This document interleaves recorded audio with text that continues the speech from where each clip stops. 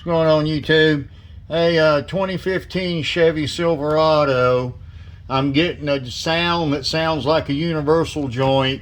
It speeds up and slows down after you get up to about 30 miles an hour on. Sounds just like a universal joint. I replaced my universal joints, didn't make any difference. So if there's anybody out there that knows about these transfer cases, I want you to listen to this.